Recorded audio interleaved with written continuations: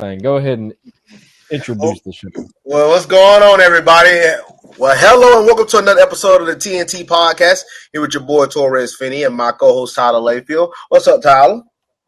Nothing much, man. Glad I can get this thing working. I've been having some technical difficulties. My apologies, ladies and gentlemen. But we're here, and I'm happy to be here, man. Yeah, same, man. I was, happy to finally get back here on the show. I know what have been 2 weeks. I've just been busy for the last few weeks, but it's been dealing with fight camp, so definitely been doing a lot of work in that. Been definitely staying active, staying in shape, getting in the best shape possible, and I'm feeling really good, man. I'm actually really confident. I'm excited for this upcoming fight. So I'm ready to go. I'm just ready to fight now. You know, a lot of people don't understand. To be in back-to-back fight camps is pretty taxing on the body because there's 8 weeks from before the Nashville fight, and then another 8 weeks up to this fight. So I know a lot of people are like, well, your fights don't go long, but it's not about the fight. It's actually more about the camping itself. Yeah. That's the fight. The fight is fun, and you definitely can get taxing in that, and can get injuries and stuff off, but it's the actual camp, man. It adds up on you. But, man, I'm so ready to fight. If they said let's fight tomorrow, I'll be ready. But, everything is going good.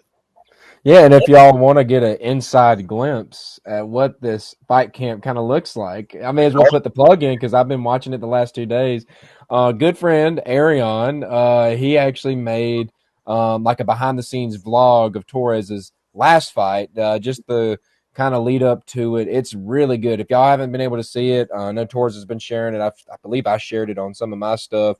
But it's really good. It's really good. Ariel did a great job on it. Me and Torrez were texting just yesterday about it, and I was like, "This is amazing." I've been showing it I can show it in my classroom because it's clean. You know, we make sure to keep it clean. We keep it clean. So I mean, stuff is blurred out, or or things are bleeped out, and it's clean. It's a good insight on you, man. I didn't, some of that stuff. I was like, that's pretty neat. Just seeing your coaches. The friendly banter you guys have and everything, the preparation that goes into it. And then the crazy thing is this video is just part one. So I'm excited already for part two. And man. hopefully we start getting more of this kind of action from Torrez. Because I think it would be pretty popular stuff. I think this stuff would get a lot of views and it would sell well. That's actually something we definitely considered, a potential more common vlog of what I do. I'm gonna be honest with you. I know I have a social media, but I'm not the biggest social media guy. I just never, because to be honest, I didn't get like a Snapchat or Facebook until my senior year in high school. I got Instagram as a junior, but that was it. Like I didn't have that type of stuff. So I had a phone, but that stuff just never really caught my eye, really. So getting more into the social media world, understanding not only how much obviously for views and notoriety, but how much money it can help you make. So we're definitely trying to venture in more into this type of thing. But man, it's definitely be mindful. Part two going to have the fight. You're going to see how a weight cut. He definitely. That mention, are you going to mention? I know you during that time, Arion did a workout with you, right? Like no. So that was that was when I came back to Macon, but that was Arion. Oh, okay, it was Arion. Okay, Arion struggled on that. Yeah, that ain't going to be on there. That would be funny. And then maybe would it go in? When I got the call. You'll see when I got the call. You got called. Yes, I was going to ask that. That'll be cool to see. When do we have a timeline on when that one's going to come out? Maybe. That should be out. I was told it should be out by the end of the week. It could be at the beginning of next week. But it should be coming out soon. It's going to show me getting a call, and a lot of people wanted to see how that was, and it was funny. You'll get a chance to see my agent, and all that sorts, and you'll get a chance to see all the stuff behind the scenes, how I warm up. All the guys in the back. I think he'll have Aljamain Sterling in there because Aljamain was there at the fights. It'll be pretty cool, man. It'll be really cool to see. So a lot of people be excited. It'll be exciting. I think part two is going to be more. It's going to be pretty exciting to see. So, but I'm ready. Not only for that, but I'm just ready to fight, man. Just got done coming back from Vegas doing a video shoot from the UFC. That was pretty cool. That was really cool to be able to do, and they treated me well and did everything. And man, it's just. I'm tired of waiting. I'm tired Yeah. of waiting. That's really the real thing. I'm tired of waiting. So So, when are you heading? I know your fight is October. Was it 10th? Is that what it is? So October. October 10th. When do you think you're going to be pulling up to Vegas to get prepped and everything for this fight? I'm leaving on October 5th. I'm going to stay out Okay. there for a full week. So yeah, I'll be out there October 5th. Trevor's going with me. Some of my coaches, but Hmm. but it's funny, man. Trevor's right there on the cusp as well. Trevor fights the week after me, because Trevor has to leave on the 13th And to where's go to that fight going to be? Abu Dhabi, the UFC 294 Oh, card. wow. Now, are you going to be going to that? I will be going. Yes, yes, Dope. Man, yes. that's going to be so freaking fun. I'm jealous. I'm Yes. jealous. I mean, this is actually the biggest.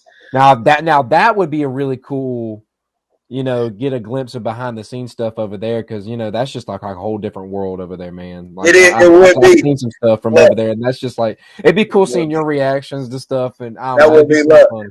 I paid for Arion to come with me to Vegas because he came and did behind the scenes stuff with me in Vegas when I just went. But the behind the scenes going to Abu Dhabi. That would be pretty fucking fun. Yeah, yeah, yeah. Yeah, because I'm paying for my ticket there. I mean, they cover everything else. UFC cover everything else, but they only cover one corner. So obviously, Mm, it's going to be my coach for Trevor. But I'm covering my ticket. It's not a problem. But I'm already spending 1,000 on one ticket. I can't spend another 1,000 on another no, ticket. So it's no. like Maybe one day. Maybe one day. yeah, maybe one day. Yeah, one day. I Yeah. just can't. I can't just start dropping thousands of dollars just like that. No, not yet. Not yet. Oh man, but yeah, but it'll be interesting. This is one of the biggest.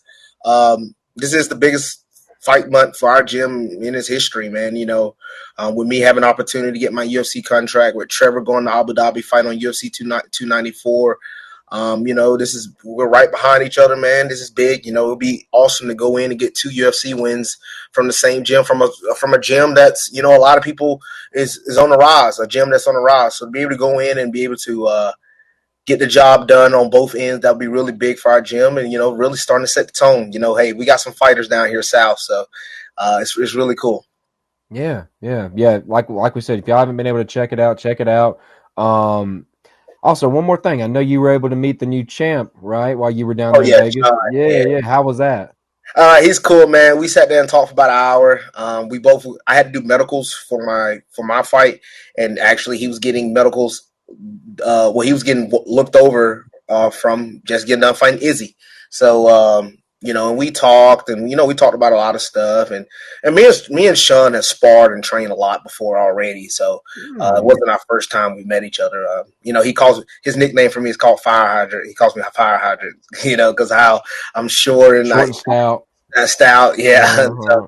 yeah, we've sparred multiple times. We've had good rounds and stuff, and it's been fun. Look, it was really fun to see somebody you train with, go in there and win the world title, and to be honest, just to be the athlete you are and the competitor you are, you measure yourself up against things like that. You say, oh man, you know, this is only how far I am from these certain accolades or the elite level guys. Crazy. Because I would consider Sean elite, and I do think Sean is amongst the best. It was funny to me that people did not give him a chance, and I sat there. I Hmm. was like, "There's no way you could watch that.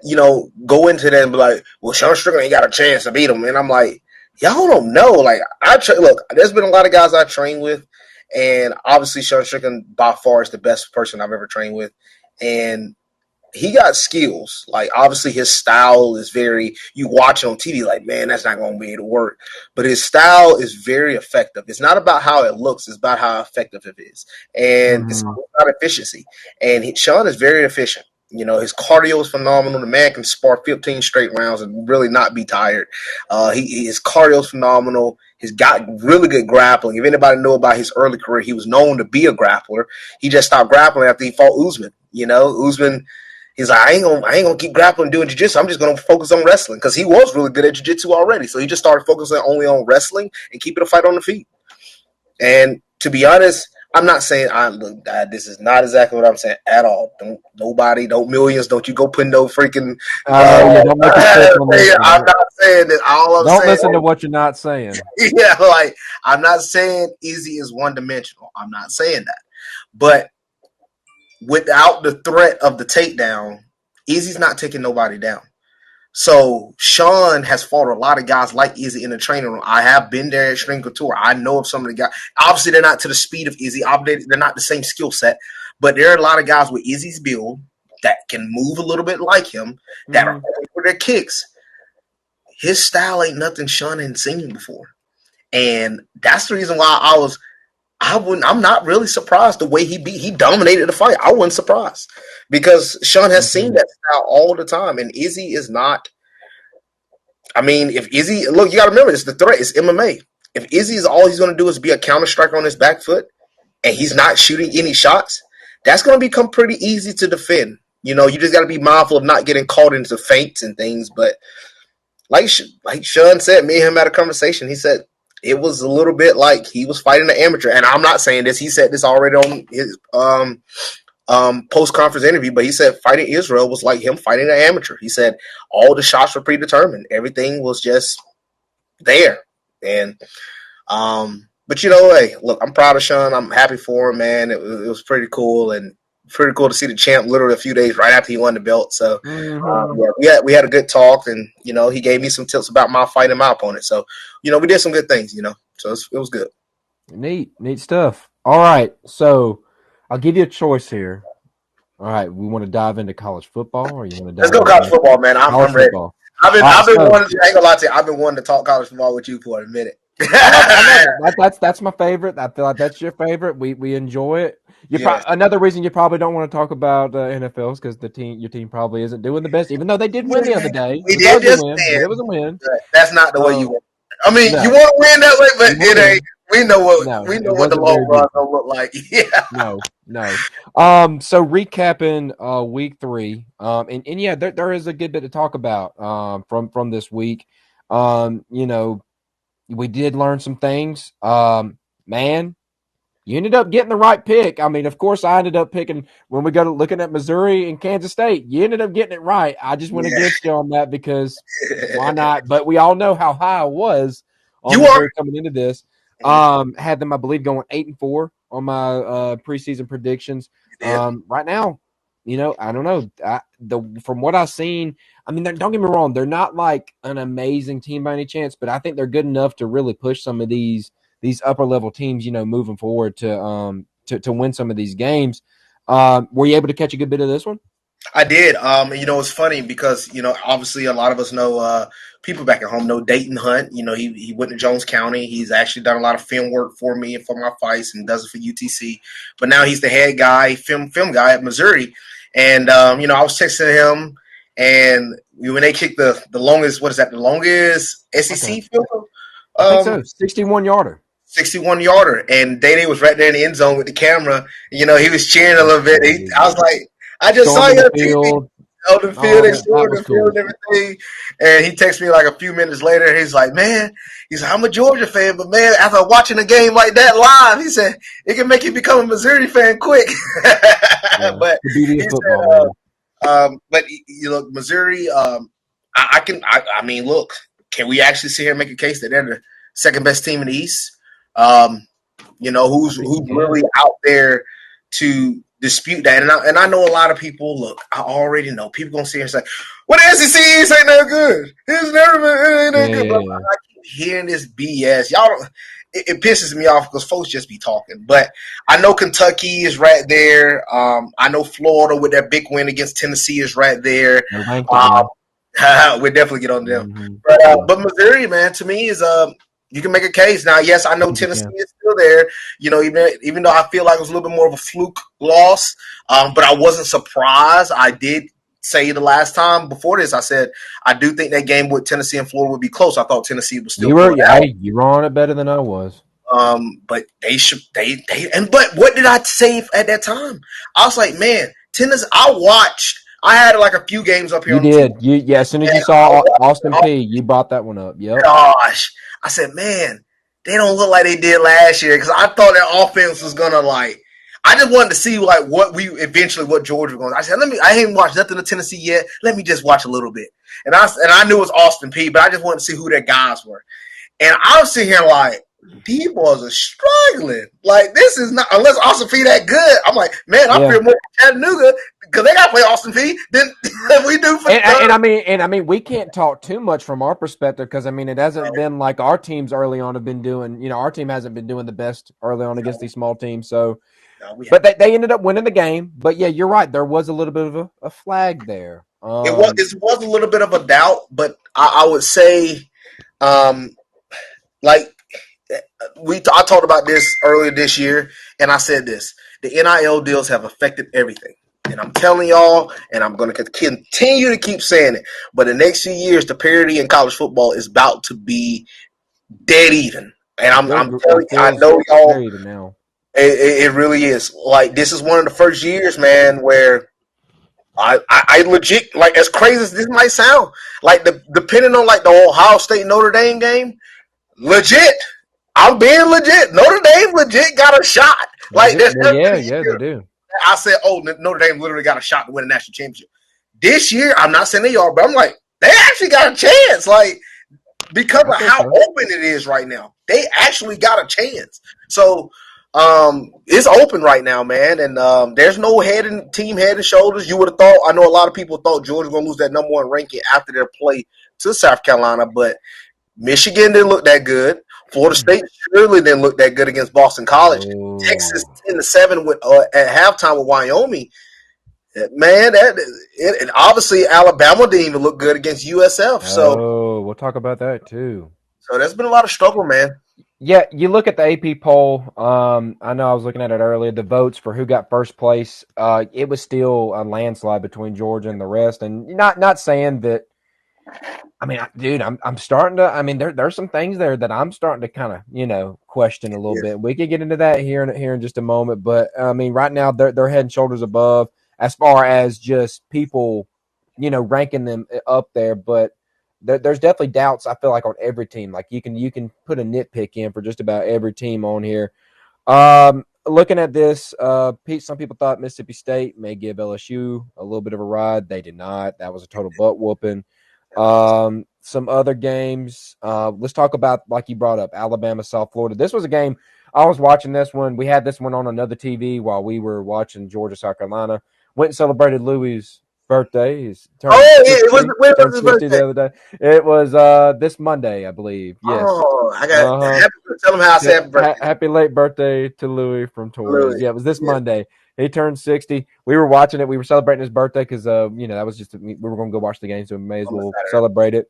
But yeah, man, Tyler Buckner being called the starter. There had been reports after the fact. Josh Pate, guy that we all listen to a pretty good bit. He's not Nick Kobe, Jacob Walden. I know Torres. You may listen to his stuff every now and then, but he came out later on saying that he thinks there may have been a suspension on Jalen Milroe. According to Kobe and Jacob, anybody that I feel like is in the know, they don't really seem to think that. Buckner came in though, looked crappy. Then Ty Simpson came in, looked crappy. This was an ugly game. It was raining the whole time. Offensive line was not looking good. USF was getting back there, getting pressure, sacks, getting tackles for losses. Dominating the line of scrimmage on both sides. Dominating the line of scrimmage, yes. It was a rough one. It was a rough one. Now, that one I do think is more indicative of where this team is. It's just what I've been preaching. I mean, it goes along with what I've been saying this offseason. I just don't really see it. Now, I do think they're doing the right thing. They're switching back to Milroe. Judging from what I've seen, he is the best you got. He really is. He's the best you got. And don't get me wrong, he's not great, but he's also not horrible. I do see a scenario where they do end up winning some big games because of him being in there. I do think he has the talent to get some stuff done. And I know Alabama, they have been buttered up. They've been very privileged over these last, God only knows how many years with, Tua and Jalen for the years he was good, and Mac Jones for the year, and then Bryce Young, a generational guy. Like, you had guys that were consistent and great. You have a guy now that has the talent to be great, but the consistency just ain't there. And that's the one complaint you hear from the Bama fans. So yeah, we'll get into the prediction this week. I am interested to hear what you think about them with Ole Miss, but we could save that for here in just a little bit. What were you going to say about Bama? So I'm gonna ask you because I've talked to a Bama fan and guys at PKP, and I think what they told me, and I think I said it here on the show before, but they said you really do appreciate Bryce Young last year. You got to. The reason why, he said he held together a team that, for them, they said they didn't think was all that good overall. Now, yes, you had some players. What's the defensive player name that was Will Anderson. Will Anderson? Yes, you had some players. They did. I'm not taking. I'm not saying they didn't win good at all. But he said without a guy like Bryce Young, because obviously we saw what Milroe was. Now, granted, I know Milroe, that was his first year playing, but we saw what Milroe was able to do when they played was it Texas A&M at home. Oh yeah, it was A&M. I think that was his first start. And how bad that team looked overall. Yeah, like it looked bad. It looked rough. It was a drop off. It was a drop off. It was, and then Bryce came back, and then you saw a lot of different things happen. But that's why Bryce won the Heisman. But when you don't have a guy like that, and then again, I told folks this, man. I told folks this. I know people call me crazy. I'm not saying Alabama ain't gonna ever make. I'm not saying that, but I did say this: the changing of the tides for real is here. Like, it is here, and I credit Nick Saban. They're going to continue to win games because he is a phenomenal coach. But his style, the way recruiting is changing, is not going to be the same, man. Because why would I go to Alabama? All right, look, I know Alabama got the pedigree. Yes, they're going to get guys in the league. Yes, they're going to do great things. But why would I go to Alabama when I can make more money at another school and get playing time? Mm-hmm. Because at this point, obviously, everybody wants to go and win a championship. But let's be honest. Unless you're amongst the top tier teams in the country, it's crazy. I'm telling you, I've seen it from an athlete standpoint. So a lot of these players do not care. They could give 2 cents about a national championship. That's why you got to have players that care about their team, care about winning. That's why I feel like a guy like Kirby Smart, he goes and finds those type of guys. And same thing with Saban. He go find those guys that really wants to win. But there are a lot of athletes that are going in, let me get my stats, let me get my bag, and let me get out of here and get to the league. Mm-hmm. That's their only provocative. That's all they care about. They have no care about the world if they make the college football playoffs or if they make the national championship. They could care less. They could care less. And that's why I'm trying to tell people, like, the recruiting thing has changed. That's why I know Dion has his name and stuff, but he's going to start getting these type of recruits. He is. And I mean, I'm telling y'all, man, it ain't going to be the same. I feel like a guy like Dabo. Like, Dabo was right there at the top of recruiting because of how they were winning, because of their because of what, you saw the opportunities. Now you can pay college athletes. Man, I'm saying I ain't about to go to Clemson. Why I go to Clemson? I can go to Texas. I can go to Oklahoma. I can go to Colorado. I can go to UCLA. Dude, I can go to Missouri. Yeah, about to say Missouri's now pulling big names. Missouri's pulling some big ones. Exactly. Like, it's a different game, man. And it does come down to the coaching and recruiting on who can bring these guys in. And you called it. You said it before the season started that Alabama wasn't doing the best in, like, bringing certain guys in. You said it yourself when they was going after Tyler Buckner from Notre Dame, who did not have a really good team at Notre Dame. You knew there was a problem at the quarterback position, but now we see. Yeah, and you know what? I caught some flack for it. I was like, that's a bunch of unproven guys. I mean, it's guys that do have some talent. Caleb Downs, he just hasn't played a snap of college football yet. Love the guy as a player, and I think he can grow to be a great person. But right now, you cannot lean on him and expect the results that you want to see. You go and get the guys from Louisiana Monroe and the UAB and all that, and then we see what happens. And that's not Alabama. That's not Alabama. It's very uncharacteristic of them. And then on top of that, another thing you got to bring up is the coordinators. I just don't think the coordinators are at the level that Saban has been used to. Pate brought this up on the late kick. At one point he had, Kirby and, he had Scott Cochran there. He had, dude, you can go through the list of like how many like stud guys this dude had. Who's the coach that used to coach the Texans? He was the offensive coordinator for Alabama. Oh my gosh, Texans. He was the head coach of the Texans. Also offensive coordinator with Tom Brady. Bill O'Brien. You talking about Bill O'Brien? Yeah. But like at one point he had all these big guys, and now you bring in Tommy Reese. Kevin Steele. I don't know. Like it's just bland. Yeah. It's just bland, and it just ain't what I mean. Even you can ask them; they were not like thrilled about the hires. Like you didn't hear hear them dancing in the streets, when that kind of happened. But I just there's some things they're going to have to go through to get it right, and we'll get into the picks here in a little bit. Let's touch base on the last little bit here of these past week games. We would be doing it wrong. We'll touch base real quick. Tennessee, Florida. Didn't get to watch a ton of that one, but I was keeping up with the group text in that one. Saw a little bit toward the end there. Obviously saw the end. Florida was able to run the ball. They were to muck this game up. Tennessee's offense just don't look as good. The defense can do some stuff here and there, but they were not really running it. I don't know. I thought there might be a chance that Joe Milton might be better than Hendon Hooker, but I'm starting to think that may not be the right thing. I mean, we know the Duke can throw it forever, but can he put the right touch on it? Can he make the right plays? It's just not seeming like that's going to – it may get a little ugly for Tennessee. It really – I honestly can see this getting a little ugly for them. Yeah, I don't – I'm going to be honest with you, man. At first, I was like, Tennessee to me is – they have no running game. I think a lot of their receivers that left last year did them a big favor for what they were doing for them last year. A lot of those deep balls, I think a lot of people didn't credit Hyatt, Tillman, yes. Like, yeah, all them. There was another one. I can't remember. I mean, you had what's his name? The one they got, Brew McCoy. He's still there though, and you got Squirrel White, who you have in fantasy. Who I don't think he's been living up to the expectations. He's not. I've been winning games, but he is not. No, he is not been living up to. I thought he was going. I thought like having him. I like him. I do. I like him. I think he has the opportunity, but I don't think But you agree. I don't think Joe Milton was up to the level of what Hendon Hooker was, and I think a lot of Tennessee fans was expecting that, especially after seeing that offense.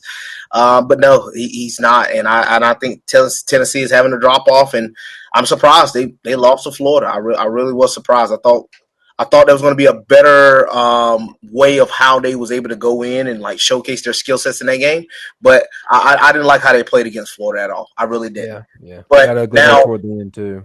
But then you see what Florida got brought to the table. I mean, they got Graham Mertz, man. I mean, he didn't play good, really. I mean, he went 19 for 20. Running the ball. It was running the ball. Yeah, they were running the ball. They ran all. Trevor was really one guy. It was the ETN. Yeah, 172 yards rushing, man. My goodness. So.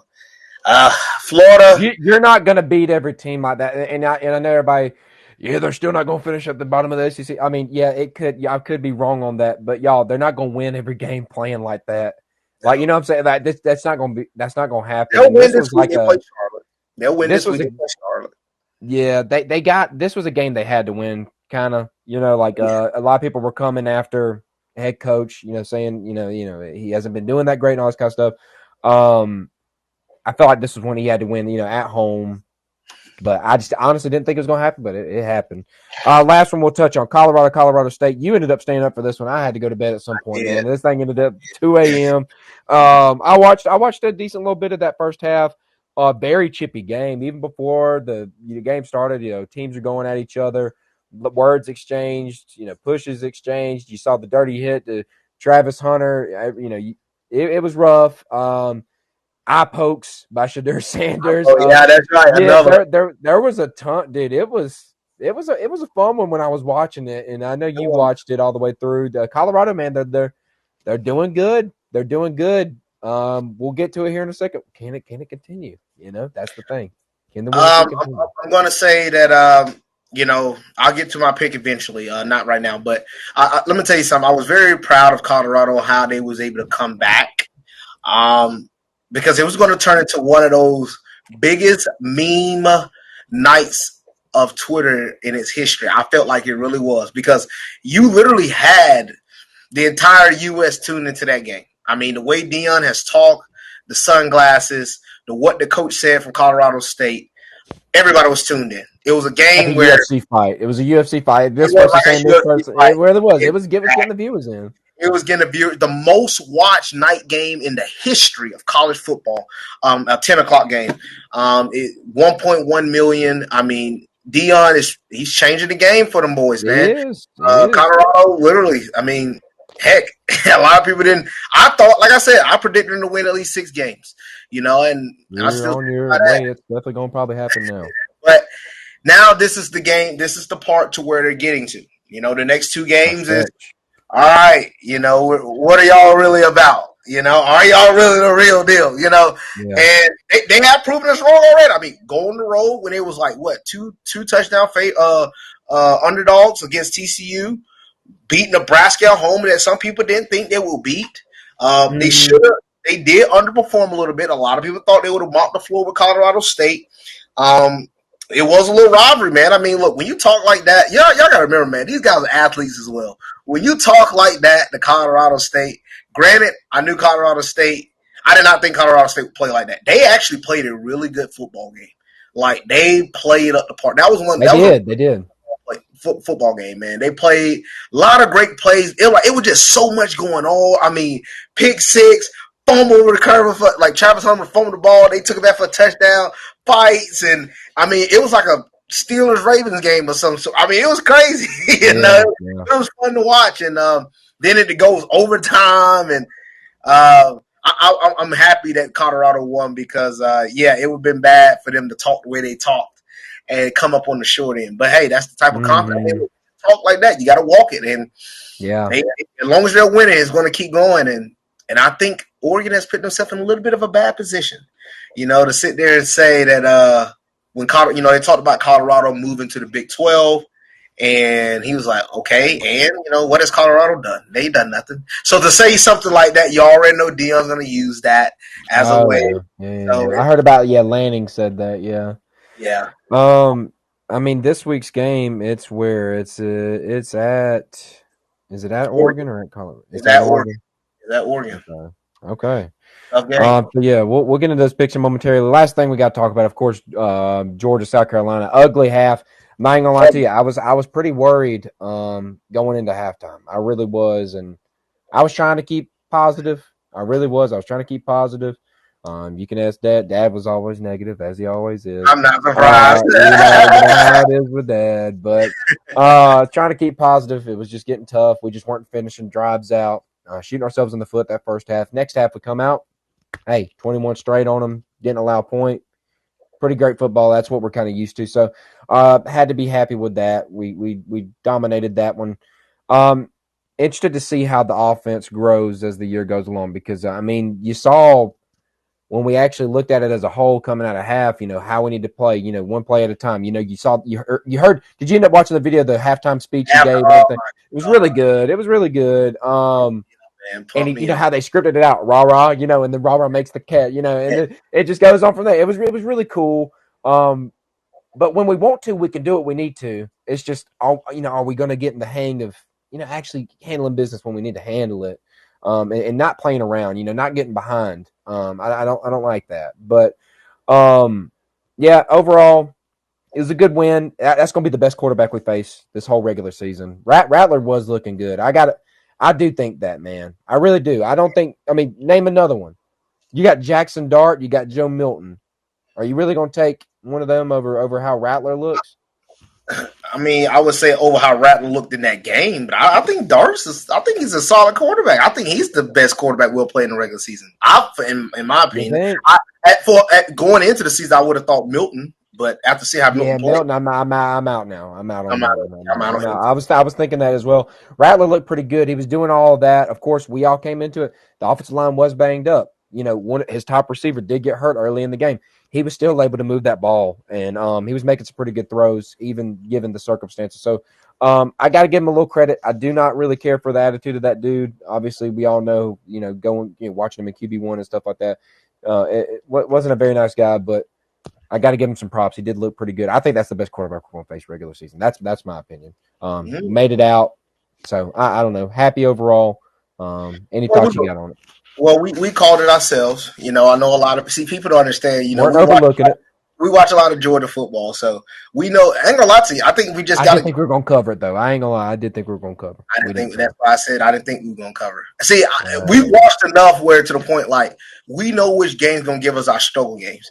I'm sorry that we're not like Alabama in their prime when we're blowing everybody out by 50, and it's a way that you got to show how good you are because that's just not how we are. I'm sorry, that's just not how Georgia. And look, we won a 2 back-to-back national championship, and you seen we had a struggle game last year against Missouri. It's just not who we are. We were struggling with Sanford a little bit. Like I don't. It is what it is. Like that's Kentucky. Just how we. Kentucky. Like, it's just how we are, man. We only scored 16-6 last year against Kentucky. Like, I think so. Like that just Georgia. And I knew South Carolina was going to be that game. I knew it was like, I know we're at home. Now, I didn't think we'll start the half like that, but we have to get that figured out. Georgia has to get that figured out. These slow starts of not having anything going. You cannot continue to keep doing that over and over again. And I think that's going to become a problem soon if we don't get that figured out. We got Auburn coming up in 2 weeks. We'll handle UAB, but we got Auburn, and Auburn hasn't looked that good. But Auburn is us going on the road. They're going to be up to play us. And if we start out slow, we're going to be in another game like South Carolina once again. So, and some people I've been reading on Twitter, I've seen it on Facebook. I know a lot of people like to blame Mike Bobo. I'm going to be a little bit on that one. I ain't gonna lie. I'm 50 on that. I think half of it is Bobo and half of it is a little bit the Reeds across and Beck. You got to call out Beck on some of that. He was missing some guys. Guys were wide open. Execution on all ends. I'm going to say on all of the offense. Yeah. Because there's sometimes the line it's just like, what are you doing, man? And yes, it is Beck. Beck, like, I wish they would trust them a little bit more. I wish he would trust himself to make the throws. Because, like, some of it's open and he just wasn't, he was refusing to do it. He wanted to check down. Yeah. So, I don't know. He's got to get a little more gutsy, which is opposite of what we've heard.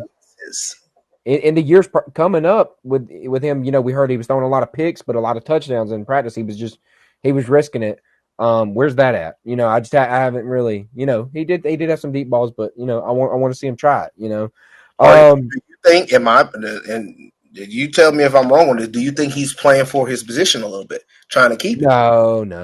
I don't think so. Because I've been seeing people calling for Stockton a little bit, It's just par for the course if you're a Georgia quarterback. Everybody will be calling for you. I don't think he's playing for his position, man. I think he's fine. I don't think people realize what they're wishing for if they do that. I think he's our best chance if we're going to three-peat, I think it's got to be him. I do. I think it's got to be him. I mean, don't get me wrong. I'm not against the guys behind him, but at some point you got to trust experience. You got to trust the guy that's been in the system longer. You got to trust, and he is talented. He is a good passer. I don't know. I'm just trusting it. Let's spin into this week. We'll go ahead. Let's just carry over the Georgia talk to UAB, Georgia, 7:30 p.m. in Athens. Your boy will be there. I secured that today. I will be there. My first night game in Athens, so I'm going to be there. Me and my wife are going to be going, so that'll be fun. I'm expecting a bounce back game. Hopefully, I think UAB could give.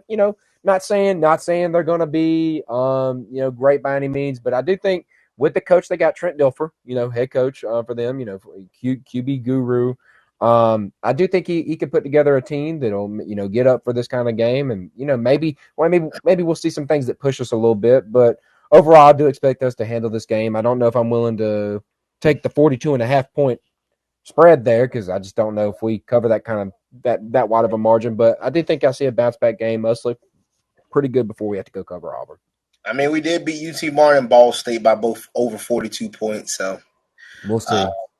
Well, I take that back, 41 for UT Martin. Yeah, so it could. It's always risky business with that kind of stuff. It is. Obviously, I'm going to take Georgia, but I'm also going to take the under. You're right. It is risky. Yeah. That 42.5, literally. Half. The hook. Half the hook. Yeah, I know, man. So I see Georgia dominating that game, This should be a good game, getting ready to go into Auburn. I think Auburn, because who Auburn played? Auburn got to play, they got to play Texas A&M. That's going to be a tough game on the road. Beat up a little bit, hopefully, before we get to us. That'd be nice. Know, right? I know it is. Mm-hmm. Yeah. Also, question. What are your thoughts on Georgia running game? Running game, it's just, it's the best we got, man. It's the best. I thought Dejan Edwards did run pretty good, though. I liked what I saw from Dejan. Him and Tyke Smith, man. They had the games of their lives, and Kamari Lassiter looked really good. That's my highlights from last game. Kamari Lassiter, that corner, I think he played himself up. That's going to be some tape that an NFL scout puts on when they're actually looking to see what they're going to get with this dude. He played his butt off.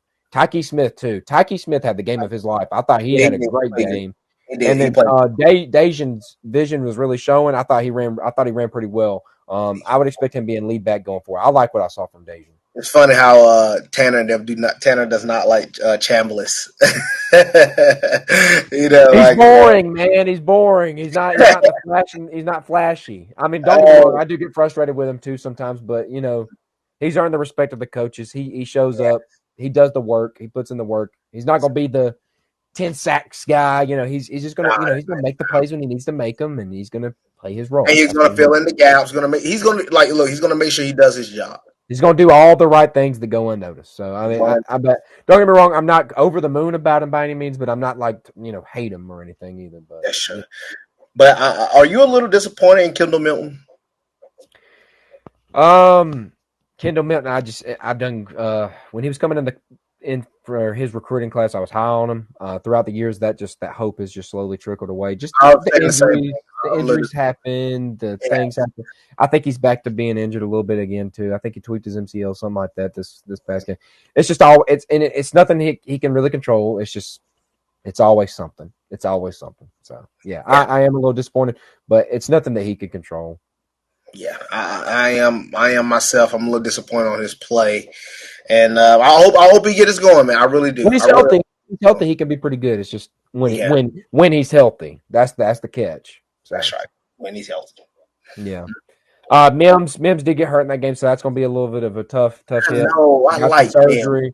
Tough surgery, but they're saying he hopefully can be back by Florida game, so that'll be good. What surgery? What is he having it on again?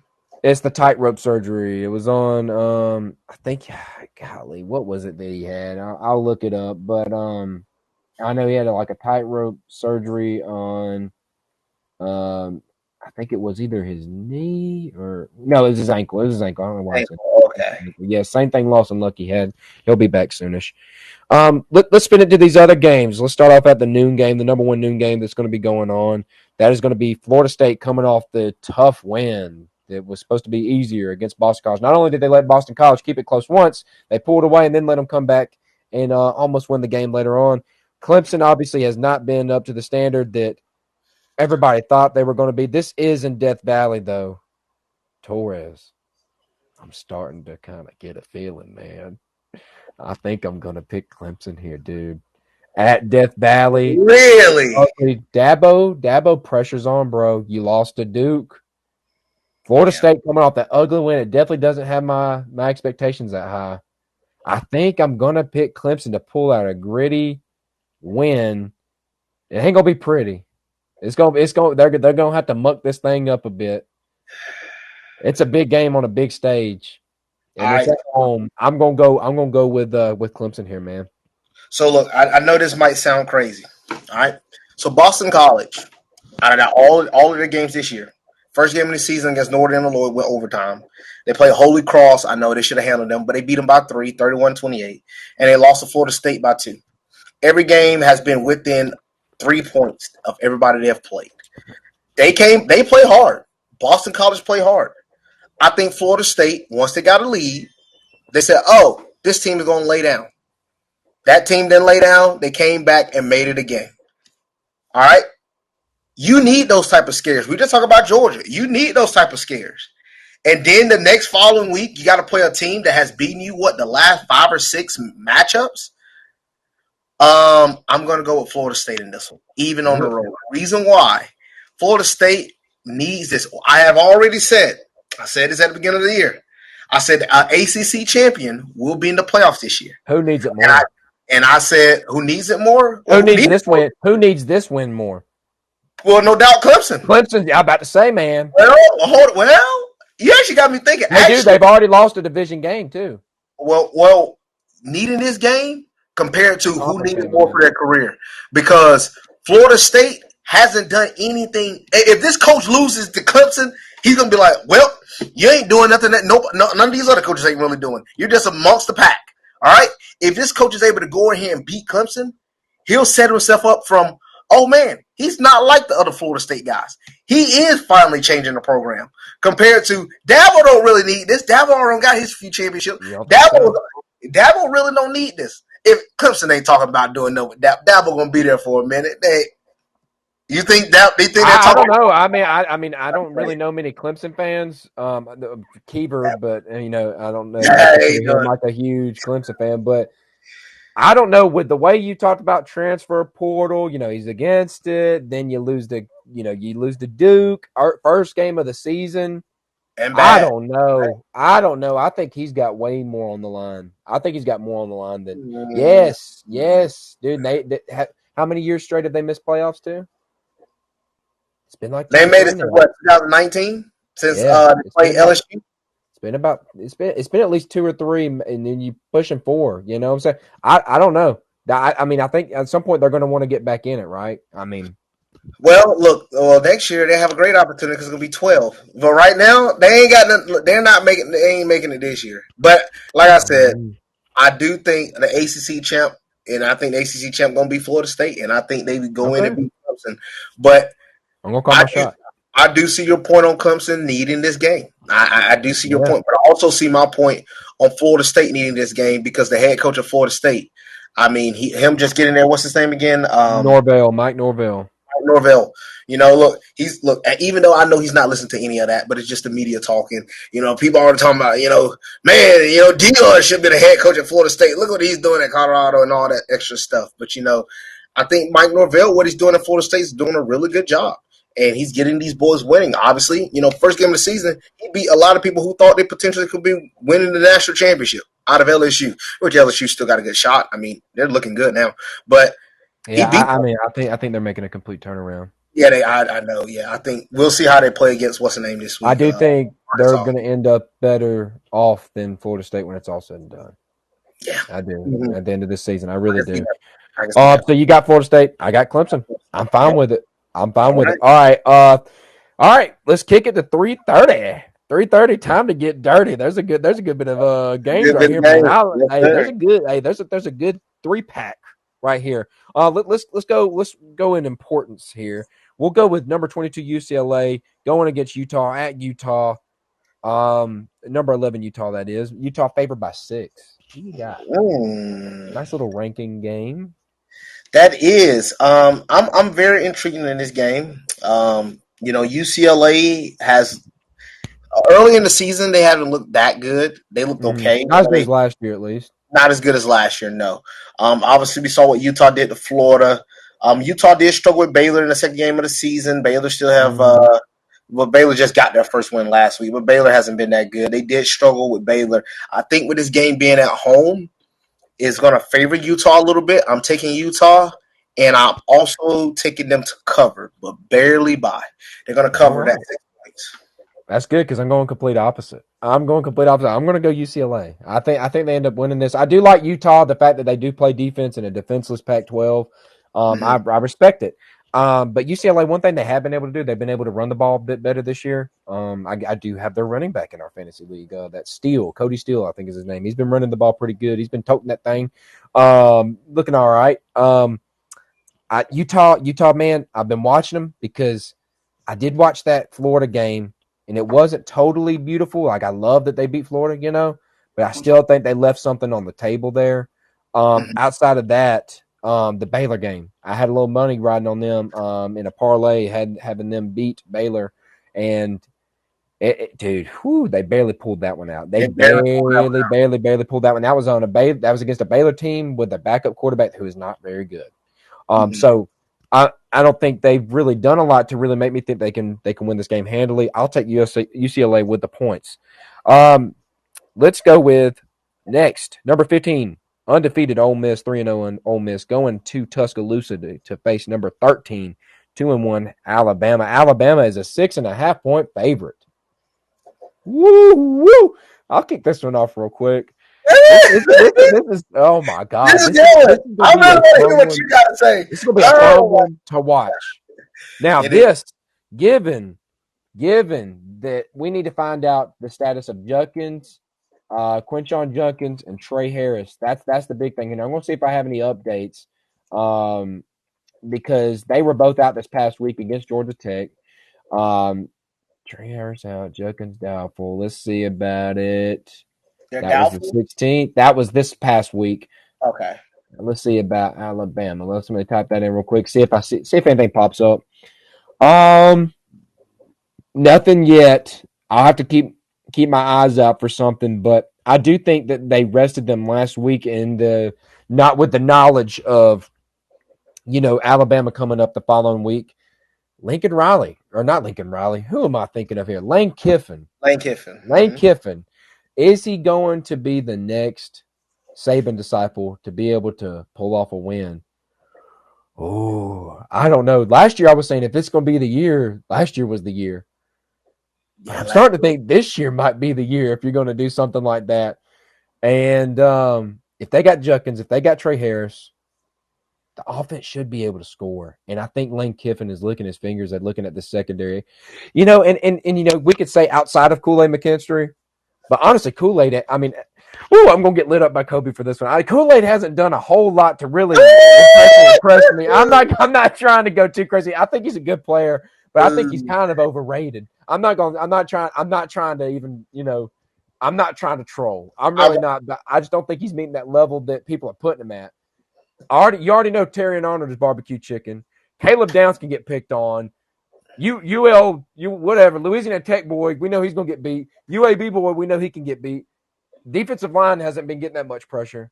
Yeah. Linebackers, you're relying on third string from Georgia, Tresman Marshall. I think Lane Kiffin's going to be able to put up points, and at the end of the day, this is going to be a shootout, I think. I would take the over in this one. I don't think a lot of defense is going to get played, and in a shootout, I'm going to go Lane Kiffin with the points.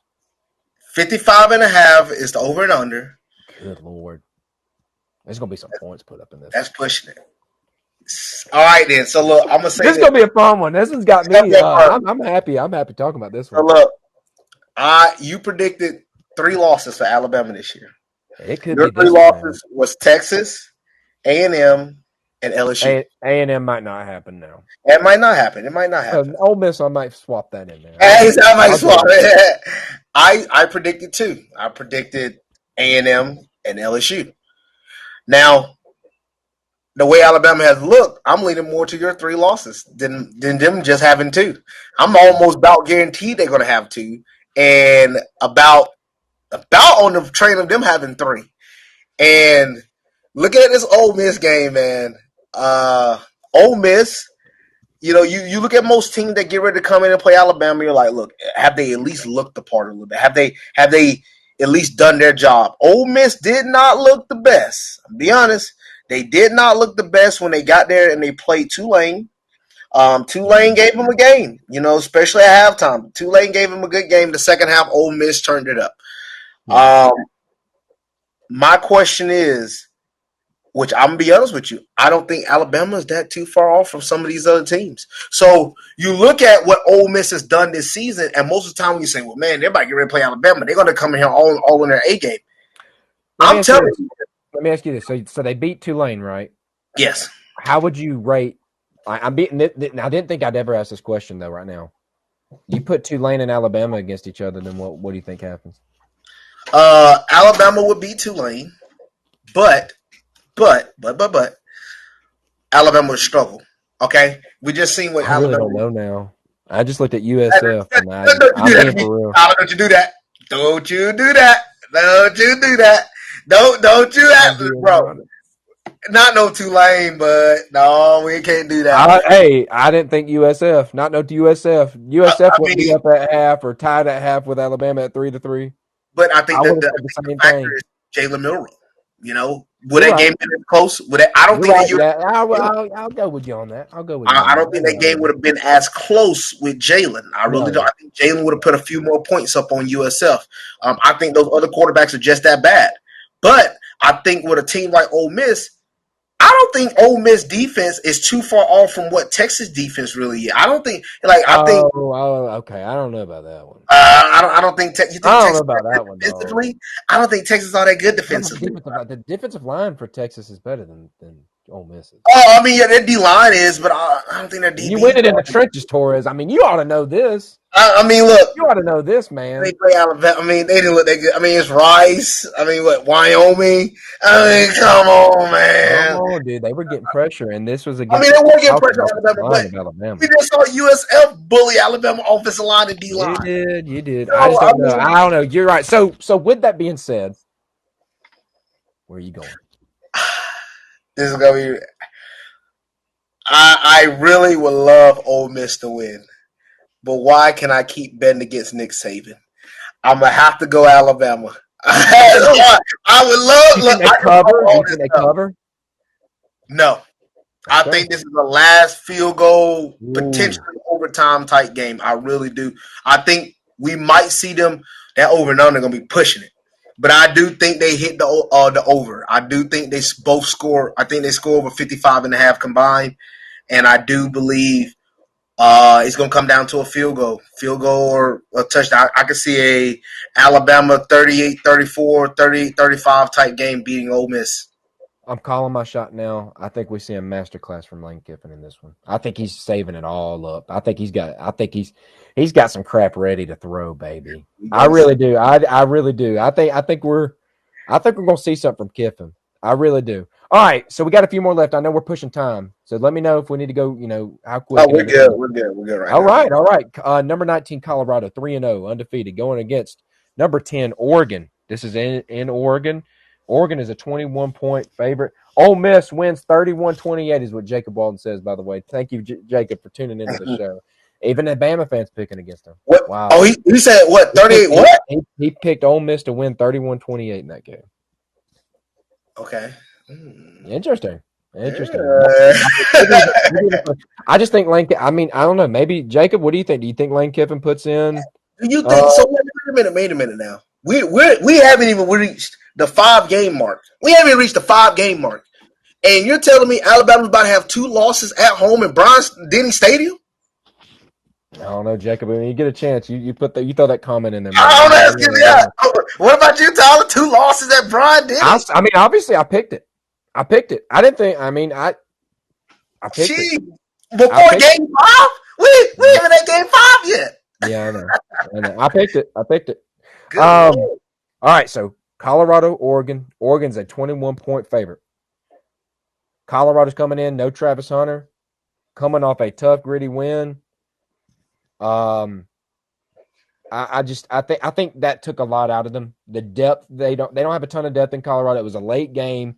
This is an early game for them this week. There's not a ton of rest between now and then. I think it might get a little ugly.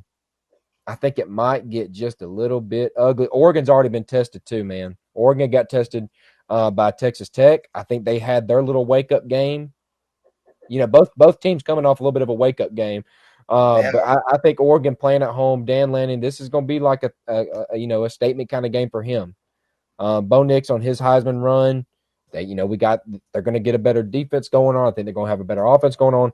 I think Oregon's going to take care of business here. The 21 points does kind of scare me, but honestly, I think they're going to be able to wear them down like in the trenches. I really do. So give me Oregon. I will take them to cover it. Wow.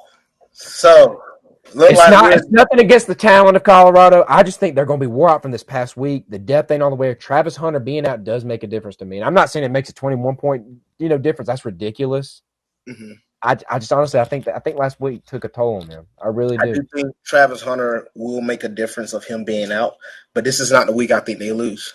I think they lose next week to USC, not this week. You don't think you got them winning this game? I got them winning this game. You are smoking. Listen to the reason why. Okay, look, I agree on a point about just getting out of an overtime game at home, a nail biter. I mean, a one that you had to really squeeze your butt together and like, man, I got to get through this. Your heart pumping. All right, but we did see Oregon play Texas Tech, did we not? Texas. I mean, the only other team. Listen, the only other team that Oregon has played was Texas Tech, and Texas Tech didn't look all that. Texas Tech lost to Wyoming. Texas Tech didn't look all that good, and Texas Tech, in my opinion, does not have the offense what Colorado has. I think Colorado is going to be able to put up points on Oregon. I think it's going to be a little bit more of a shootout. I agree. I think it's going to be a little bit of a shootout. And if anybody remembers, the reason why the score was 38-30, Texas Tech threw a pick six on the game-winning drive that they were almost about to score on against Oregon. I actually don't think, I'm telling you, I think I do believe Oregon is a top-tier team. They are. I mean, they're ranked number 10 for a reason. They are a really good team. Bo Nix in a running for Heisman. I agree. He just came off a Heisman running last year. I can't believe what I'm hearing. My only concern is Colorado's defense. What's your confidence? What's your confidence meter on this pick? Like, I really want to know. What I'm about out of 10. I'm about at a 6.5. I'm at a 6.5 out of 10. That's still pretty high for me on that. Wow. Really, dude. Wow. I understand. Look, I understand the hype on Colorado. Look, I'm being honest with you. At some point, this stuff's gonna come down, man. Right now, we're riding the high. It's gonna come down. And to be honest with you, they're going to end up making some changes at some point with all the theatrics on the side. I do think right now Deion's using it to his advantage for recruiting and everything. You know, all the celebrities. You got people coming up in the locker room and stuff. I don't think that's necessarily the vibe that you need to be doing, you know, at some point. But right now it's good because this is your first year. You can kind of screw around. You can kind of kick things around. You know, what looks sexy? What's going to bring the kids in? You know, all this kind of stuff. And he's getting them. There's a guy from here in Georgia, Cam McKell. He's probably going to go play for him. He's probably going to go commit to him because Deion said, "Hey, look, I'll play you at safety and at wide receiver." Georgia's telling you you're only going to play safety over here. He wants to play both ways. He wants to be like Travis Hunter. He wants to do this. He sees all the flash and the, you know, everything like that. To me, yeah, it's awesome. It's awesome what he's doing. He's brought a ton of viewers to college football. Just him stepping foot as the head coach for Colorado, like a whole demographic, dude. He's got a whole following. All those HBCU.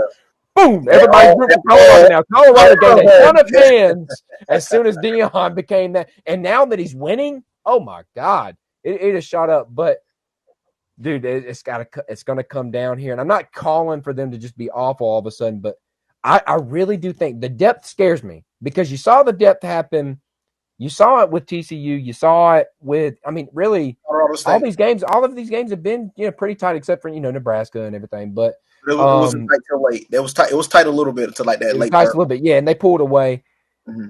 At some point, that you know, they don't have all the depth there just yet. You know, he brought some players in, but he's not sitting deep. You know, he's not like, you know, Georgia and all these other teams where you can just, hey, all right, y'all come and take a break, and you're going to get just about the same production. It's not going to be that way, especially like I said, in the trenches. I don't know their injury report and all this kind of stuff, but I do know they're probably pretty banged up. That was pretty exhausting, that last game. It lasted double overtime, right? Wasn't it double overtime? It was double overtime, yes. Double overtime in an emotional game? I don't see it, dog. I think they're going to get punched in the mouth, and it's going to go down sad. Like I really do. And I'm not rooting for their downfall. Please don't take it like that. I'm not. But I just really see that this is – I don't think it's going to go great. I'm going to tell you this. I'm not proud of. I'm not the biggest fan of their run game. The run game for me for Colorado isn't all that good. They got to figure out a way to be able to run the ball because I think Oregon is going to put a lot of pressure on Shedeur to make sure that they have to start forcing the run. But now this is where I come in. This is either my confidence in Shedeur and their passing game and my confidence in their game. Good. And they have they got a handful of receivers that are good. And that's what I'm thinking. That's what I'm believing on. I think they're going to be able to score points. Now, the way how you going to win this game, though, you got to stop Bo Nix from – look, Bo Nix has had a phenomenal year so far. But I think – look, how many times have we seen it? We seen it last year. Now. Bo Nix in a big game, all he had to do was win. He'd been in the Pac-12 championship. Oregon would have been going to the playoffs. We all talked about it last year. We remember if Tennessee would have done this and Alabama, yeah. Oregon would have been in. Yeah. Big game. And guess what that game was at? It was at home. Yeah. Oregon at home. Big game. Wow, it's a bold pick, man. I'm trusting in it. We remember what Bo Nix used to do when he was on Auburn. Yeah, we remember. We remember what he used to do. Big games. I know he beat Alabama one year. I know, yes, or whatever. But big game. First game or something like that. It was towards the end of the season. Or no, it wasn't first game. It was like, you know, it was like later. Towards the end of the season. But still, freshman year. But how does he usually play in the big games? Because last time I checked, I don't remember Bo Nix being able to play all that good in the big game. I think he's just going to be helped out. I think he's going to be helped out by the defense. Landing, I trust the defense, especially, you know, at that in their conference. It's going to be decent enough, I think. I'm pretty confident in mine. I'll throw a 9 on my confidence. He's out there 9. I will. Okay. I'll throw a 9 on my confidence. By the way, Jacob did message back. Let's see what he said. He said he saw up close and personal. He can't trust the team.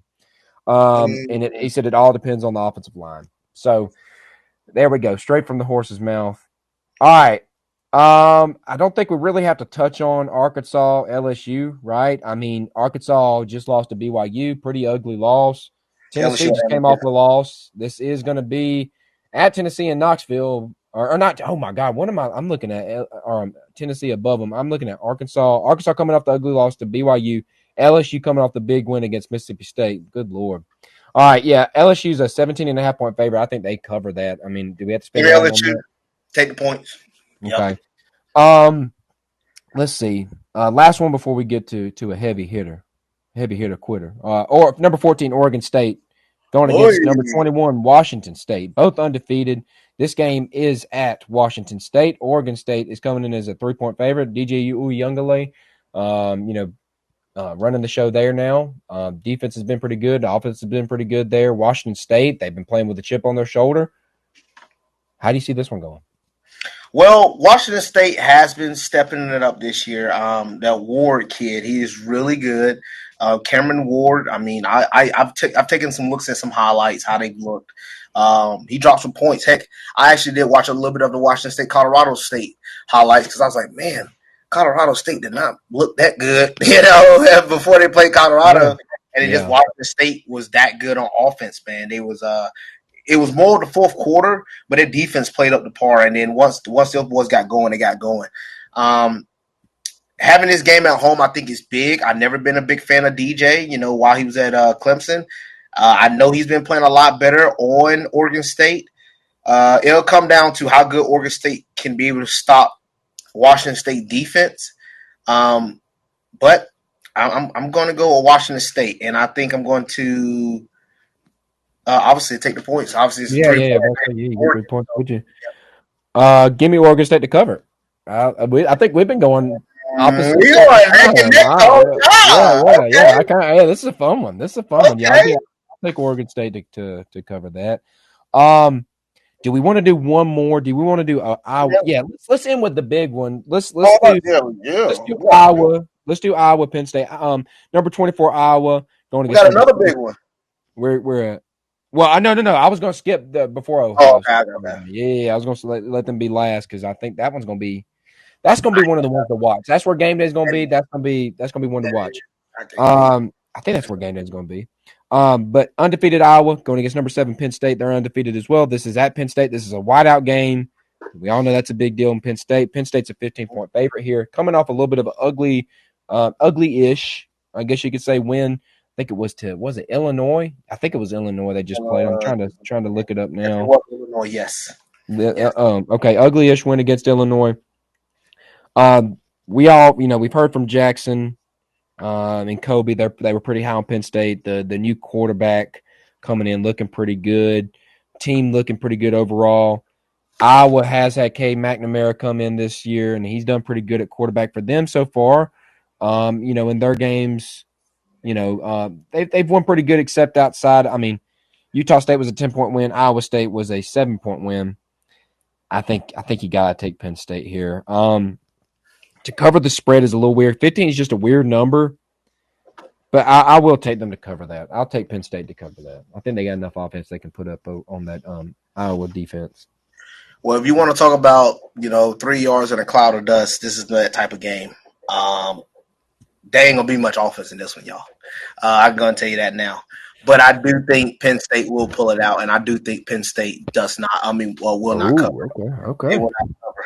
I do not think they cover. Our defense, they just have it. They just always have a good defense, man. Got a good defense, and I think I won't be surprised. A 10-6, a 10-3 type game. To be honest, I wouldn't be surprised at all. It could get that ugly. It really could. Yeah, that's the type of game I feel like this one can potentially be. I think Penn State will score. It might be like a 20-13 type game, but I think Penn State pulls it out. And I do think Penn State they won't cover. They won't beat Iowa by 15, but they'll win the game.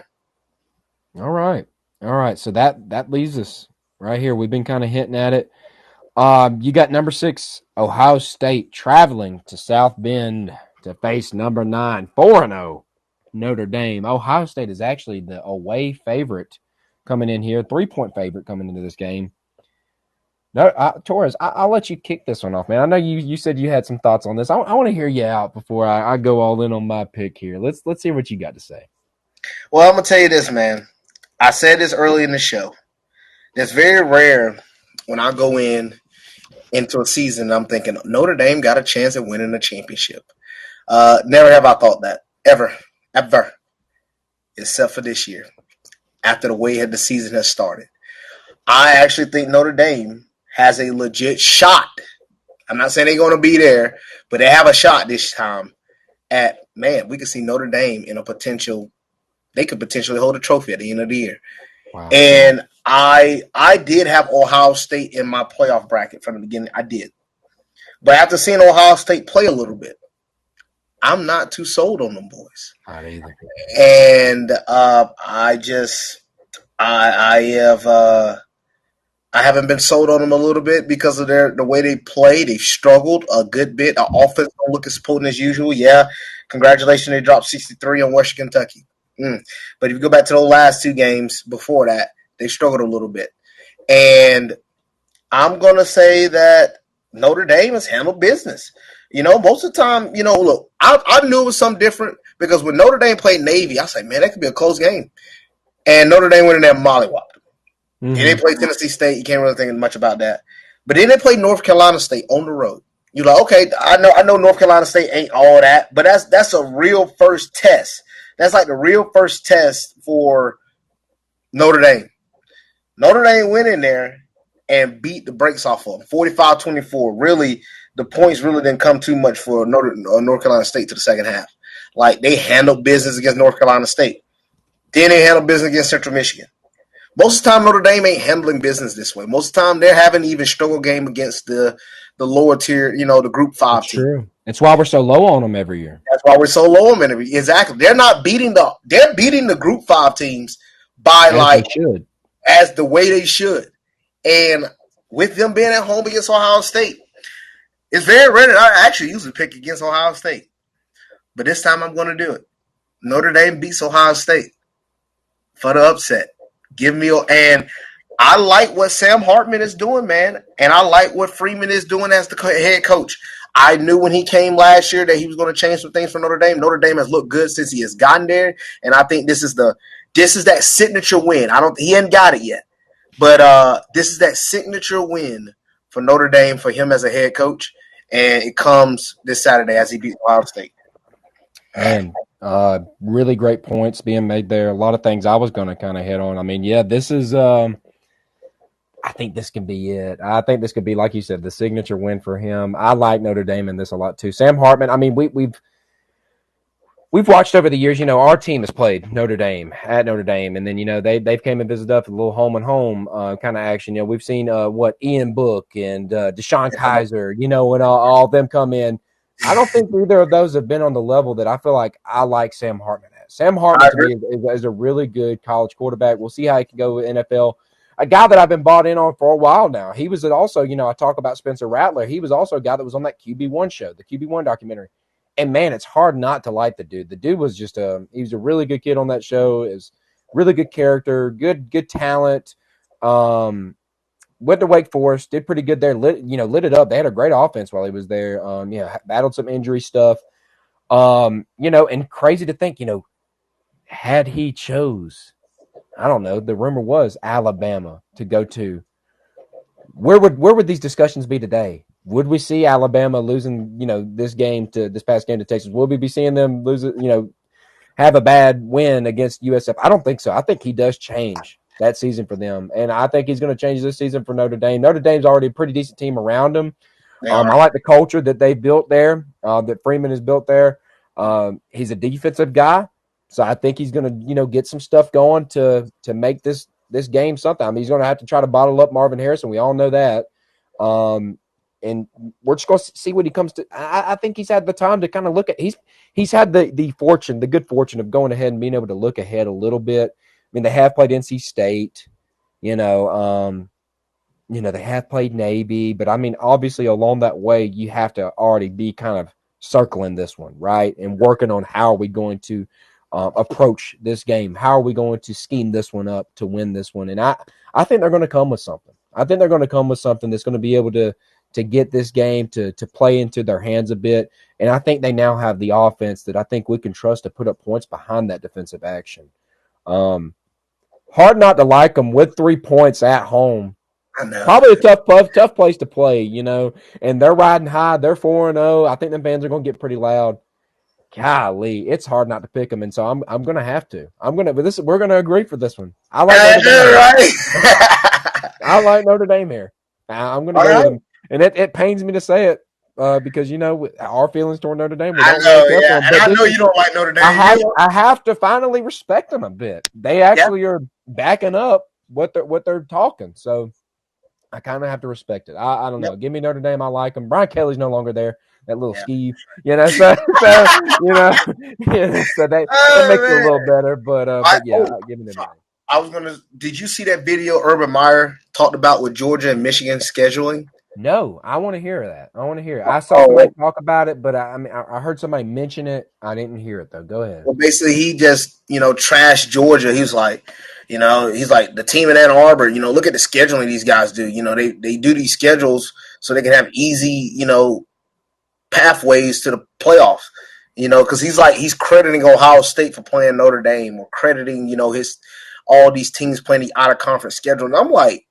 And he got mad at, look at Georgia, they're playing, look at their schedule this year, and then people in the comments were like, bro, Oklahoma, that we had Oklahoma, but they had to stop Oklahoma because we wouldn't get our home and home. There's like, well, what about Alabama and Texas? Well, that's the reason why Alabama and Texas played because they finished their home and home this year. So, like, you can't, these people want to, it's so funny, Tyler, because they talk about our scheduling at the beginning of the season. They don't talk about how the path of going through the schedule actually went. If we went through and we beat everybody by 50, I would agree with you. Yep, we didn't play a soul. But guess what? We know most of the time going through the schedule, it ain't going like that. Because how many years have we went through? I think people forget about the revisionist of history. All them years, Alabama, Clemson, ain't playing a soul. Or they play somebody that's ranked. Like the year they beat USC that everybody brings up where they were like acting like they're dogs or whatever. That was not a good USC team. That was not a good USC team. Didn't they finish like 6-6? Didn't they finish like 6-6, 5-7? It was bad. It was bad. Like they scheduled people that had the name brand behind it, but weren't, and they had a ranking beside it, but it really Louisville. Yes, like stuff. I don't know. But yeah, I get what you're saying. That's what I'm talking about. It's like, and they're like, we were good at the time. Okay. And we're talking about the schedule of now. Like, you can't get mad at us because how many times did Georgia have to play? We played a lot of tough games, man. We played a lot of tough games. And we've never, because we weren't winning, we were winning games, but because we weren't winning championships, it was never a schedule problem for us. Oh, it was never a schedule. It was never, y'all ain't play. I had never heard that out of a Georgia schedule. I had never heard that until you start winning. Well, man, because especially last year, man, look who you're playing. What? Even our first year. They kept talking about, we had the number one ranked defense and everything. Well, y'all defense looked that good because you ain't playing nobody. What? We have never ever had. I've never had to argue about our schedule. I've never had to argue about our schedule until this year, until these last 2 years. Ever. I was like, this is crazy to me. Because all these years I've been watching Georgia, all these years I've been watching Alabama and Clemson and all these boys, they had bad schedule. It used to piss me off watching guys like them, like Clemson make the playoffs every year. Yeah, Clemson was atrocious. Yeah. That's what I'm saying. Their best game would be North Carolina, Syracuse. Come on. These guys make me mad. Well, I get hot. I got you. I'm right there with you, my man. I'm right there with you. So, hey, I don't know where you at. Where are you at on your schedule, man? Are you you got to get going for some training? I do got training at 7. I do. 7? Oh, okay. So, I guess we can hit on a little NFL then. Why don't we can have a little longer show if you want to. Okay. So take me through some of the things you noticed in NFL, maybe some games that you saw that that kind of stuck out to you? I mean, I guess you can hit us off with, we could talk about that Cleveland and Pittsburgh game. That had some big ramifications. Obviously, your Steelers being in it, but Nick Chubb going down, man. What were your thoughts coming from this game? Man, that was sad to see. That injury Yeah. was brutal. It was.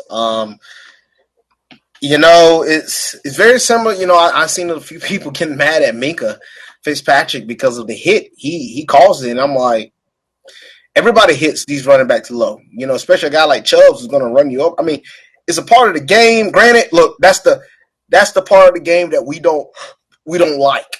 We don't like, but what can we do about it? Because it is a part of it. I said the same thing a little bit like with Colorado State when that linebacker hit Travis Hunter. Granted, was that a bad hit? Yes. He did not need to do that. Yeah. Now, the other thing is, though, he hit him in his chest. It's not like he hit him in the head, for one. Two, it is a part of football, man. Like, it's just the way I mean, if they want to talk about that's a dirty hit, let me go take you to the early 2000s, late 90s, late 80s. Let me show you some football, I mean, yes, it wasn't dirty. Yes, it wasn't necessary, but we can't get here and like go acting crazy because of the ramifications of, like, obviously the meaning of the game, obviously what he played on Colorado, and come on, man, people like to bring up the race. A white linebacker hitting a black receiver. I mean, come on, man. Yeah, Dion had to come out and kind of come to his rescue a little bit. He was getting like death threats and stuff like that. I know, man. That's so unnecessary. So, and that's the thing. Minka's getting flack on that because of him hitting, and I'm like, it's a part of the game, man. Obviously we don't ever wish for that, but if there was no injury, guess what? Then you wouldn't be talking. It's just a part of the game. And plus, we can't hit in the head no more. Hitting in the head is, you even come close, you automatically get that 15 yards, and I don't like that. I already don't like that anyway. So I'm not a fan. But the game in itself, Steelers did not look good offensively. I mean, they did not look good at all. I'm sorry. Them boys are struggling. Steelers are struggling. But I would say George Pickens had a phenomenal game. He made a lot of big. He had a really good game. But overall, our offense have looked bad the last 2 weeks, both against the 49ers, now against the Browns. Next week, we got to play the Raiders on Sunday night. The thing is like, when you look at our schedule, we got a schedule where we can't come up on a good side of, like, the next two. Like, we can beat the Raiders. It'll probably be another ugly game, but it's winnable. We got the Texans, another game that we should win, but it's going to be probably ugly. And then we play the Ravens. And, like, I can see the Steelers. I think the Steelers win at least, like, 7 to 8 games, maybe. But we're going to struggle this year, man. It's not looking as good as I kind of thought it would. Me neither. I was not. And another person, I'm not on the other side of the ball. Well, other team for the Browns, I've not been impressed with Deshaun Watson. No, he has not been good either himself, man. Not good. He struggled a lot. And now with the going of Nick Chubb, we're gonna see how good he really is, man. For real. Speaking of the Steelers, offensive woes, I brought it up in the chat. I can't remember exactly what you said. Obviously, I got to bring it up whenever I can. But Najee Harris, good Lord. And you can't even blame it all on the offensive line. He has not looked as fast. Like, to me, he don't look the same. You look at him versus Warren. To me, I mean, be honest, would you? Because it ain't just me. There's a ton of people like it's all over Twitter. Warren should be the one getting the ball, is what a lot of folks are saying. He looks more explosive. He's doing more with the ball. What do you say, Torrez? You said this at the end of last year. You brought this up at the end of last year, and I disagree with you. I thought, because Najee was coming on late at the end of last year, but Warren was as well. Warren was more impactful with the ball in his hands than Najee was. Now we got in a whole nother season. Najee they're pretty much splitting them 50-50 too. They are, and rightfully so, because Najee isn't getting any production when he gets the ball in his hands. I mean, he's getting tackled by the first guy. I mean, he's not even making the first guy miss anymore. And that's just, I don't know what it is, man. I really don't, because if we had an established run game, I feel like it allowed Pickett to be a little bit more confident on his throws. But we don't have nobody to depend on. No. So, and it's not like our receiving core is all that great. I mean, we got a lot of young guys on the upcome, But man, we ain't got no receiving core that's crazy. So Deontay Johnson out. You I still mean, got Allen Robinson and George Pickens. Calvin Austin's looked okay-ish. Pat Fryermuth.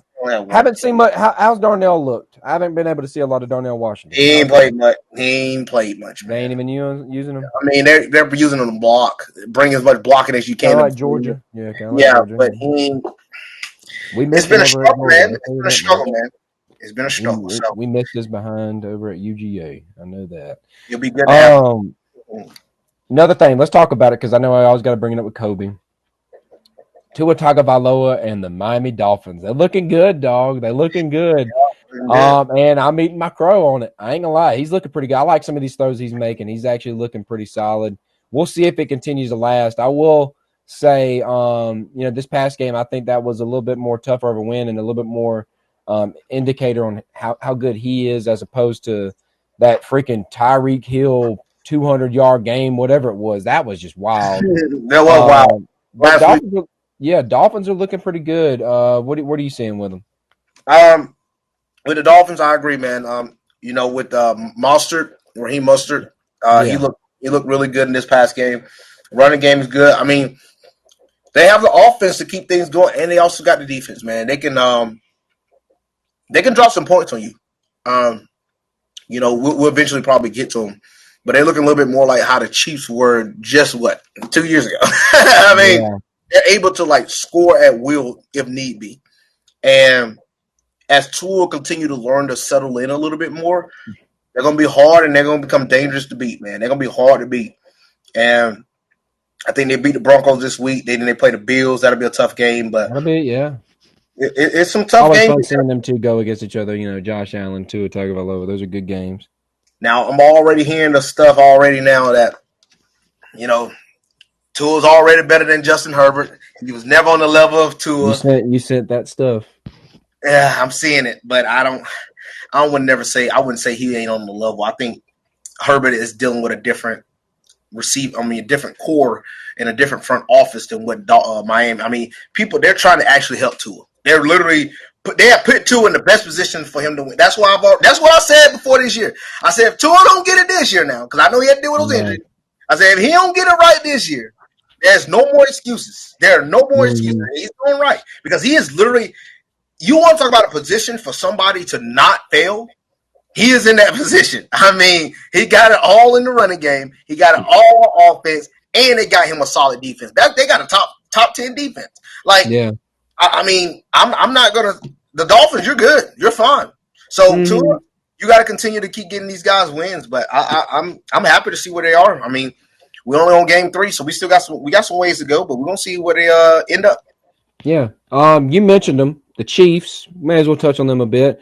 Ugly, first game, obviously losing. Second game, started off a little bit on the struggle bus, able to pick it up. The defense looked a lot better, though, to me this past week. Chris Jones being back in the mix. Do you still see this team being a Super Bowl, like a lock to make the Super Bowl? I mean, I know we always like to think Mahomes is on there, so, yeah, you may as well. He should be a favorite to go there. What they build around him, Andy Reid, all this kind of stuff. Are you seeing anything different, or do you think they still have what it takes to kind of replicate the success they had this past season? Well, I'm going to tell you this. For one, the Chiefs right now, the Chiefs defense has looked better than they have, I feel like, the last few seasons. They look really good against the Lions. Right? It was just the fact that when the Chiefs had the ball, they could do nothing with it. Obviously, because their main receiver, their best receiver in that game against the Lions was the running back. No, what's the guy that kept dropping all those balls? Kadarius Toney. I mean, he was dropping catches left and right. Yeah. And I'm like, dude. And a lot of that stuff would have gave them extra opportunities with extended drives. Heck, they would even have scored on one of them. This man is dropping balls like crazy, and he still dropped a few against the Jaguars. So they got to clean some of that stuff up. They finally got Kelsey back. We saw what he's doing. I think this offense just got to find a way to settle down. And we're talking about they got to play the Bears this month. I think they handled the Bears. We're talking about their struggles. They're going to end up 2-1. Then they play the Jets. The Jets ain't got Aaron Rodgers. They'll play to go on the road and beat them. Then they got the Vikings. Then Broncos. Then Chargers. Then Broncos again. those games, they can lose some of those games. I'm not saying all those games are obviously a lock. They can lose some of those games, but those are very favorable games in every single one. And I can easily see the Chiefs, if staying healthy, continue to grow, they can end up 7-2, just like that. I mean, 6-1 or 7-1, just like that. Mm-hmm. So in my opinion, I still like them as Super Bowl favorites. In my opinion, I still like them because until you prove me wrong about Mahomes, he has actually been playing well. He's actually been playing good. It's just his surrounding cast ain't helping him out a little bit. They are coming along. That Jacksonville team isn't a bad team. That Jaguars team is good. I think I like to see how they play for the rest of the season. But I think they beat a tough team on the road. So to get a win like that on the road, I like what I see out of the Chiefs. Okay. Let's talk about the Falcons. What, 2-0 now, right? No, they're looking good. 2-0, running the ball, playing some defense, running the ball some more, playing some defense, running the ball some more, running the ball some more. Yeah, I love to run the ball. That's if they can do that every game, they're going to do it. People are upset. Kyle Pitts is being wasted. He's not getting anything. Why did we even draft him if we're not even going to use him? I did see them target him. On this past weekend. They targeted him. They targeted him a lot. He just wasn't always there. Drake London actually came through, had a little bit of a game. Passing game ain't going to be where it's at. I'm still not a huge believer in Desmond Ridder. I don't think he's really that dude. I think you need to go get yourself a real quarterback here at some point. But right now, they're winning games. They got a little recipe for success going. Bijan looks good. Tyler Algier even looks pretty solid. The offensive line looks pretty good. Defense has been doing all right. I don't know, man. I think that that pick we had on Falcons to win an NFC South, I think it's starting to look pretty decent. They beat the Panthers in division, opponent, and then this past weekend, who was it they beat? They beat the Packers. Packers. Pretty good win right there. Good game. And Jordan Love for the Packers. He looks really good. Yeah, Jordan Love ain't been too bad. And then, outside of that, the people competing against you in division, Carolina, you may as well go mark them out. They're going to finish at the end. Tampa Bay. They've been looking good. 2-0. They've actually looked all right. They're signs of life. Well. Baker Mayfield's, doing some stuff. And then, like you said, New Orleans Saints. Did they win their last game? Are they 2-0 now? They did. They're 2-0. That's right. They beat the Panthers this past week, and then they beat the Raiders, I want to say, first week. They beat the Raiders. Titans. Titans, that's it. That's right. And that was a tight game. That was Titans. Yeah, they looked all right. Derek Carr's actually doing pretty good. Michael Thomas looks to be, I'm not going to say his normal stuff because, I'm used to explosiveness with him, but he's making a ton of catches. Olave's doing pretty good. They don't have any running backs right now, though. All of them hurt. All of them are hurt. So that's something going against them. The reason why I know that because of my fantasy. I had one of them, and I'm like, I can't find nothing. Jamal Williams. Of course, they'll have Kamara coming back after this week, so that'll help them out. But, if you're the Falcons, you got to be feeling pretty good about your chances coming out of this division, I feel like. I agree with you, man. I 100% agree with you. You're looking at the division. They look like the best team coming out right now.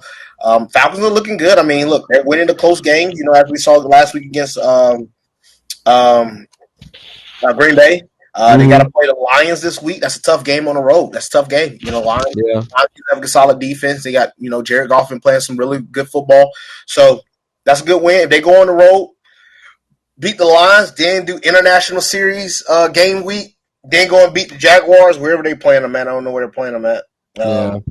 But Wembley Stadium, so it's in London. That's right, London. They go to London and beat the Jags, man, then we're going to see a good Falcons team, man. Like, this is going to be interesting. We're going to see what the Falcons – look, just as much as it is in college football, it's very similar right now in NFL. No real leading team out there. They ain't I don't know. You asked me to win the Super Bowl. I said I picked the Chiefs, but I'm not locked in on them right now, to be honest with you. They ain't the best. The Bills ain't look the best. No, Dallas and Philly have looked pretty good. Dallas had some bad news today. While we've been here on the show, Trevon Diggs out for the season now with a torn ACL, so that will hurt them a little bit. Phillies look pretty good, but they're still not looking like they're full self from last year. You got AJ Brown complaining about his usage. What about the Ravens? The Ravens, yeah, they haven't looked too bad. Obviously they lost their starting running back. They've been kind of doing this thing by committee, bringing in Kenyon Drake now to kind of be a part of that committee. I'm not fully sold on them still all the way yet. One team I hate it for them, and we haven't really been able to talk about it, but the Jets. I was watching it when it happened. Aaron Rodgers tearing that Achilles out. We haven't been able to really speak on that yet. But that really sucks because you had a lot of people actually picking them to come out of the division, being with that defense, Aaron Rodgers being able to lead that offense. I know, man. That just really sucks. They had the team to do. I felt like I would have loved to see Rodgers with those boys because they have a lot of good games. I would have loved to see them play the Chiefs. They were playing the Chiefs on Sunday night. They would have to play the Eagles this year. They had to play the Chargers and Falcons. And Rodgers and the Falcons, they have a good little rivalry. And man, and obviously Aaron Rodgers and Tua and those Dolphins games, those Jets and Dolphins games, they're twice a year. I was very interested into seeing it. But they said he got a surgery that could potentially bring him back for the playoffs. That is if that's what they're saying. Garrett Wilson can get them to the playoffs. Yeah. The one team I will bring up, you brought about, there's no real one team that I think, but if there was one team I had to bet on, one team I had to bet on. They're playing tonight. We're recording this here on Thursday on November 20 or September 21st. I don't know where my brain's at today, but the San Francisco 49ers. I like what I've seen from them. They actually look really good offensively, defensively. I like everything about them, man. I actually do think I would favor them right now. I love the way that team looks. A lot of people slept on Brock Purdy. They said they did not think Brock Purdy was going to come back and have that type of season like he has had last year. They play tonight, and yes, I agree with Tyler. Bro, if you want to talk about somebody coming out of the NFC, 49ers is the real deal. And the 49ers was the real deal last year, but some people didn't think that Brock Purdy getting hurt made a difference, which I slick disagree with because I thought he could have helped. I didn't think they were going to beat that Eagles team. The Eagles were really good last year, really good. Yeah. But I thought 38-3, something like that, 38-10, something like that. It wouldn't have been that would have not been the score. I guarantee you that. Yeah. And I really do believe the 49ers, they look really good, man. I mean, they got the Giants at home, then they got the Cardinals, then they got the Cowboys. Bro, that's going to be the game. Is October the 8th. That'll be a fun game. That's the game. Heck, I'll be cutting weight and I'll be watching that game. So, October the 8th, 2 days before the fight. Cowboys and 49ers, that's the game to watch. Last couple things here. Last couple thoughts. Big disappointments. You can't say disappointment without mentioning the Cincinnati Bengals. Your in division rival. They have looked terrible. Good Lord, it could be getting worse. Burrow having a calf, issue. Some other ones that have looked pretty bad. The Giants, we just mentioned them. They have not looked good. The Rams have kind of overperformed to me. I didn't think the Rams would be looking as good as they have. They've been pushing teams and actually staying in game. They were in there with the 49ers. I did not think that was going to be that good of a game, but they were keeping it together. Any closing thoughts you got here on NFL before we close the show up? Not really, man. Like you said, just been a really open season. I mean, look, it's gonna be open. It's only been 2 games. Like, it is what it is. Excited. I'm excited. Football is back. I haven't been able to watch as much because I've just been dialed in training and things. Yeah. But, definitely when the season ends, I'm actually going to probably take some trips, go watch some games, and